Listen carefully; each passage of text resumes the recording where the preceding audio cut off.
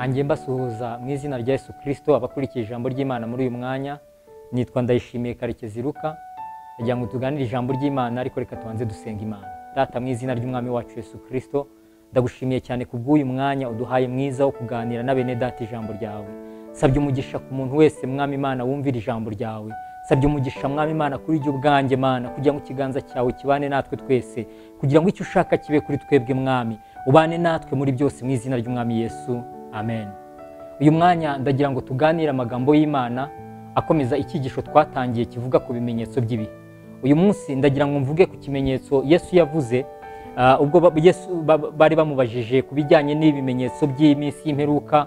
Ku murongo wa 3 wa Matayo ibice 24 haravuga ngo yicaye ku musozi wa Yaruyono, abigishwa baza aho ari biherereye baramubaza bati, tubwire ibyo bizaba ryari n'ikimenyetso cyo kuza kwawe n'ikimperuka y'isi niki? Ikimenyetso cyo kuza kwawe n'ikimperuka y'isi niki?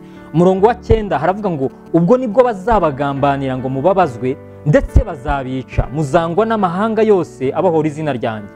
Nibwo benshi bazasubira inyuma, bazagambanirana bangane, n'abahanuzi benshi b'ibinyoma bazaduka bayobye benshi.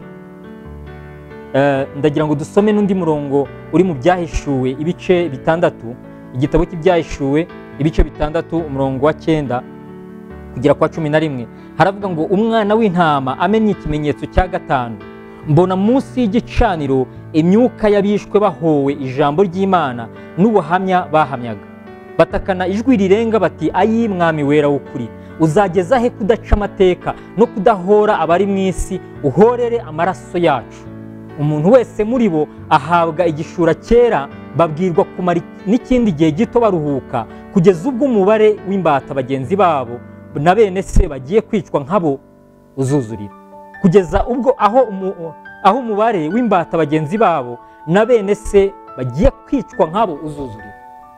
Uyu munsi ikimenyetso Yesu yavuze nshaka kuvugaho ni ikimenyetso cyitwa akarengane k'itorero. Akarengane k'itorero, ijambo ry'Imana riravuga mu rwandiko Pawulo yandikiye Timoteyo wa 2, riravuga ngo n'ubundi abantu bari muri Kristo Yesu bashaka kuzagenda bubaha Imana bari muri Kristo Yesu bazarengana. Akarengane ni kimwe mu bintu twakiriye ubwo twagiraga ku musaraba wa Yesu. Yesu bamwica ku musaraba, mu by'ukuri ibyaha bamushinje nta byaha bikomeye bari bamushinje, ariko ni ukuvuga ngo na Yesu yararenganye, na Yesu yararenganyijwe. Akarengane ni ikintu yakiriye, ariko n'abigishwa biwe rero nabo ni ikintu bakira. Ijambo ry'Imana riravuga ngo uwasize byose agakurikira Yesu azaharwa ibi biruta inshuro 100 akiri muri uyu buzima, hageretseho n'akarengane. Akarengane rero ni kimwe mu byo twakiriye muri Kristo Yesu. Ijambo ry'Imana rero ngera ikatubwira ngo kuko mutahawe kwizera Kristo gusa, ahubwo mwahawe no kubabazwa kubwe. Hari abakristo benshi batajya babitekereza, hari abakristo benshi bibwira yuko ibyo muri Kristo ari ibintu nyine byo kunezerwa gusa, Imana ikaguha umugisha. Ariko kimwe mu byo twakiriye ubwo twakiraga umusaraba wa Yesu ni ukwakira n'akarengane. Ni kimwe mu byo twakiriye kandi dukwiye kumenya yuko ni imwe muri package Yesu yaduhaye tutakwepa. Buriya abantu benshi bashaka kuyikwepa, nicyo gituma bajya mu byaha. Iyo umuntu adashaka kurengana, ashaka uburyo yicira inzira, yarangiza agatekereza ngo hari Imana irabyumva, Imana irabireba, birashoboka yuko nayo ibyumva. Ntabwo ariko bimeze, kubera yuko impamvu uburi kuzana ni impamvu yo gushyira hasi umusaraba wa Kristo. Ijambo ry'Imana rivuga ngo utikorera umusaraba wiwe ntashobora kuba umwigishwa wiwe. Rero mu byo twakiriye muri Kristo n'akarengane karimo mu buzima bwacu bwa buri munsi. Iyo ugiye gusaba akazi bakakubwira ngo turagomba kuryamana kugira ngo ubashe kubona akazi, kandi uzi yuko ijambo ry'Imana rivuga ngo ntugasambane, biba bishatse kuvuga ngo deja utangiye cya kibazo cyo kwinjira mu karengane. Iyo ubyanze ukavuga ati ndakishijwe ntabwo ibyo nabikora, bakakwirukana mu kazi, bakakwima akazi, ukagira ibyo wanga runaka kuko wanze gukora ibyaha runaka, ni ka karengane, ni wa musaraba wemeye kwakira. Rero umuntu wese mu Kristo ku giti cyiwe mu byo yakiriye akwiriye kumenya yuko harimo akarengane. Ariko akarengane mu buryo rusange k'itorero nabyo byagiye bibaho kandi bizongera bibeho. Ijambo ry'Imana ryatubwiye ko ari kimwe mu bimenyetso bizaranga ko Yesu yenda kugaruka. None se ni kubera iki ari ikimenyetso kandi n'ubundi ari kimwe mu byo twagabanye?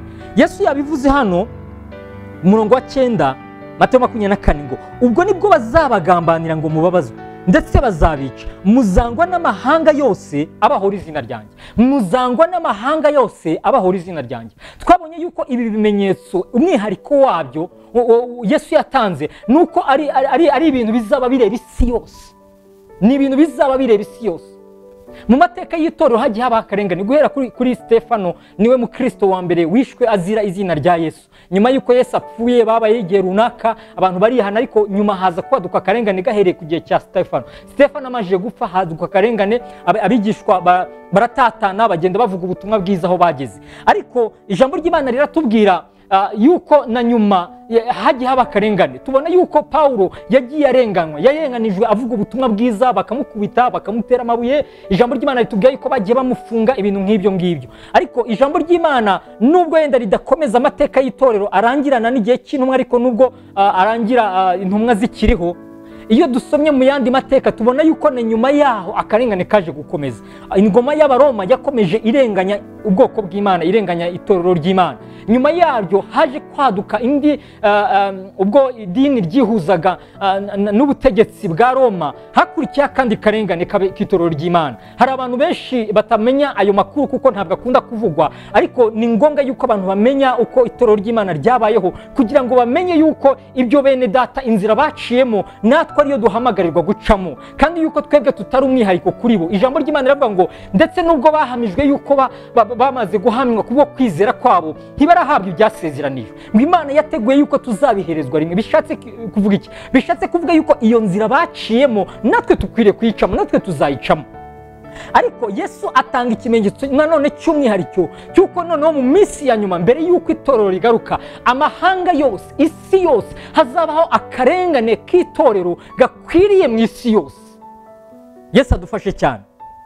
Rero nyuma y'Abaroma, idini ubukristo bwihuza na leta, ariko havamo akarengane nanone gakomeye k'itorero. Abasoma amateka hari ikintu bita dark ages cyangwa se les âges ténébreux, imyaka y'umwijima iri hagati y'imyaka y'igihumbi hafi y'umwaka wa 500, hafi aho ngaho 500 n'umwaka w'igihumbi na 500 nyuma y'ivuka rya Yesu. Ni imyaka y'umwijima, ni imyaka byari bibujijwe yuko umuntu atunga Bibiliya yera. Abantu ntibari bazi ikintu kiri muri Bibiliya yera, byari bibujijwe. Gutunga Bibiliya yera byari bihwanye no kwicwa. Kumenya amagambo ari mu byanditswe byera byari bihwanye no kwicwa. Hafi y'abantu benshi, hari amazina menshi abantu batajya bamenya, nyamara y'intwari zo kwizera. Uyu munsi kuba dufite Bibiliya yera byakomitse mu maraso y'abemeye kuyimenera amaraso, kugira ngo ibyanditswe byera bibashe kugera mu ntoki zacu. Abantu bitwa nka William Tinda, John Hus n'abandi benshi, n'abantu bari mu mateka y'itorero kandi tuzasanga mu bwami bw'Imana, ariko bapfuye bishwe bazira izina rya Kristo, bazira ijambo ry'Imana. Rero nyuma yaho hari ahandi akarengane kagiye kabaho k'itorero muri rusange, ariko mu bice byihariye, mu bice nko mu bihugu by'abakomuniste. Ushatse nawe washaka ibitabo bivuga kuri ako karengane kabayeho ubwo mu bihugu nk'Ubushinwa n'ibindi, Uburusiya n'ibindi, hagiye haba akarengane gakomeye k'itorero cyane, kuko ingoma zabaga ziriho, ubutegetsi bwari buriho butabaga bwemera ibintu byo gusenga, bavugaga yuko ari ibintu byo gusinziriza abantu, nuko hakavukamo akarengane gakomeye k'itorero, hapfiyemo abantu benshi. Na n'uyu munsi hari akarengane gakomeye kakibaho mu bihugu bitandukanye. Ibihugu by'Abisilamu hari ahantu bibujijwe rwose kuba umukristo. Niba wiswe kuri umukristo bihwanye no kwicwa. Hari nka Korea y'Amajyaruguru habaye akarengane gakomeye k'itorero. Ni ibintu nawe washakisha wakora ubushakashatsi ukabibona, ni ibintu bitari amabanga cyane. Ni ahantu bitemewe kuba umuntu w'Imana, bitemewe kuba umukristo. Iyo ugiye kuba umukristo ubanza gutekereza yuko bihwanye no kwicwa, bihwanye no kuvaho ku isi, nta mategeko aba akikurengera. Rero akarengane k'itorero kabayeho kuva itorero ryabaho, kuva Stefano yapfa, akarengane k'itorero kakomeje kubaho, ariko kagiye kabaho mu bihugu byihariye. Uyu munsi mu Rwanda dufite umudendezo w'ijambo ry'Imana. Mu bihugu bitandukanye hari umudendezo wo kubwiriza ubutumwa bwiza, hari umudendezo w'ijambo ry'Imana. Ni umugisha ukomeye twagiye tugira, ariko ijambo ry'Imana riragaragaza yuko nyuma, imbere yuko Yesu aza, hari akarengane kazabaho ku rwego rw'isi yose. Ijambo ry'Imana rivuga ngo muzangwa n'amahanga yose abahora izina ryanjye, muzangwa n'isi yose ibahora izina ryanjye. Mu byahishuwe ibice 13 ijambo ry'Imana riratubwira ngo iyo nyamaswa umurongo wa 7 ngo iyo nyamaswa ngo ihabwa kurwanya abera no kubanesha, ihabwa kurwanya abera no kubanesha, ndetse ihabwa gutwara n'imiryango yose y'isi. Rero hari igihe kizabaho itorero ry'Imana rigatotezwa rikarenganywa ku rwego rw'isi yose. Ijambo ry'Imana riratubwira ngo muri icyo gihe rigaragaza yuko akarengane hari ikindi kintu cya kabiri, uretse ko kazaba ari ak'isi yose, hari ikindi kintu cya kabiri gikomeye kizaba muri ako karengane. Ako karengane kazaba kavutse nanone mu kwihuza kw'idini n'ubutegetsi nk'uko byabaye no mu gihe cya Dark Ages. Icyo gihe bizabaho kandi noneho ku rwego rw'isi yose. Ubutumwa bwiza buzaba bwarakwiriye mu bihugu byo mu isi yose. Uyu munsi iyo turebye tubona yuko ubutumwa bwiza busa n'ubwakwiriye mu isi yose, nubwo yenda hari ahantu runaka butaragera, ahantu yenda butemewe kuvugirwa ibintu nk'ibyo, ariko mu by'ukuri ubutumwa bwiza bwakwiriye mu bihugu byose byo mu isi. Nta gihugu wajyamo ngo usange habuzemo nibura umuntu umwe wumvisha ijambo ry'Imana. Rero ijambo ry'Imana rikavuga muzangwa n'amahanga yose. Ijambo ry'Imana rigaragaza ko kazaba ari akarengane gakomoka mu guhura kw'idini n'ubutegetsi bw'isi. Kazaba ari akarengane gakomeye cyane kandi ko mu rwego rw'isi yose.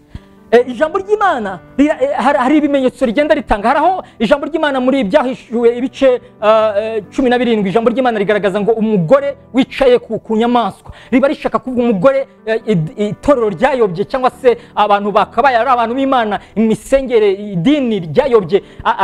Inyamaswa yicayeho ngo ni ubutegetsi. Rero bishatse kuvuga ngo ni uguhura k'ubutegetsi n'idini. Bene data, igihe kirageze kugira ngo itorero ry'Imana rimenye ukuri, rimenye inzira riri kuganamo, rimenye naho turi kwerekera, kandi tubashe kwitegura ibihe bikomeye biri imbere yacu.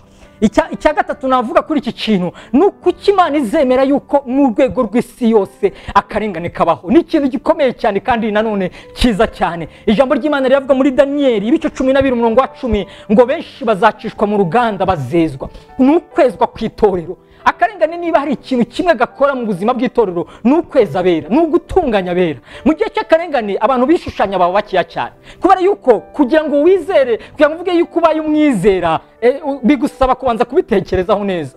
Uretse ko ijambo ry'Imana rivuga ngo nanone abantu ngo bazagambanirana, ngo hari abazifatanya nabo, muri Daniyeli niko yabivuze, ngo hari abazifatanya nabo abanyabwenge cyangwa se n'abera babariganya, bashaka kugira ngo babinjiremo babatate ubundi bajye kubagambanira. Niyo mpamvu Yesu yabivuze ngo bazabagambanira, muzagambanirwa imbere y'abatware kugira ngo murenganywe, muzagambanirwa.